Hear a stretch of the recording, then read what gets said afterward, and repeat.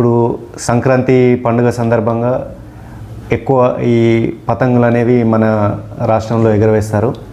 అయితే అందులో భాగంగా మనము ఈ చైనీస్ మాంజా అనేది అది నిషేధం. అది కాకుండా మిగతా దారాలతో మనము ఈ కైట్స్ ఎగరవేసుకోవచ్చు. ఈ చైనీస్ మాంజా వల్ల రీసెంట్గా కూడా ఒక 3-4 ఇయర్స్ బ్యాక్ లంగరౌజ్ పిఎస్ లిమిట్స్లో ఒక ఫ్యాటల్ యాక్సిడెంట్ కూడా జరగడం జరిగింది.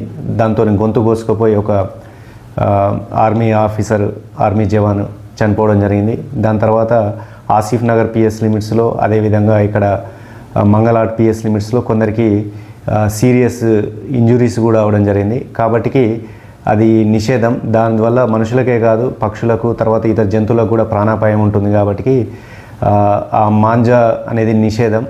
మేము దాని మీద విస్తృతంగా రేడ్లు కూడా చేయడం జరిగింది. మేము అదేవిధంగా టాస్క్ ఫోర్స్ వాళ్ళు సుమారు ఇప్పటి వరకు ఒక 10 కేసులు వేయడం జరిగింది. సుమారు ఒక 500 బాబిన్స్ వరకు కూడా మేము సీజ్ చేయడం జరిగి వాళ్ళ మీద కేసులు పెట్టి రిమాండ్కి పంపిస్తున్నాము. ఇక ముందు ఎవరైనా అది అమ్మడం కానీ కొనడం కానీ చేస్తే అది చట్టరీత్యా నేరం. వాళ్ళ మీద కేసులు కట్టి జైలుకు పంపించడం జరుగుతుంది.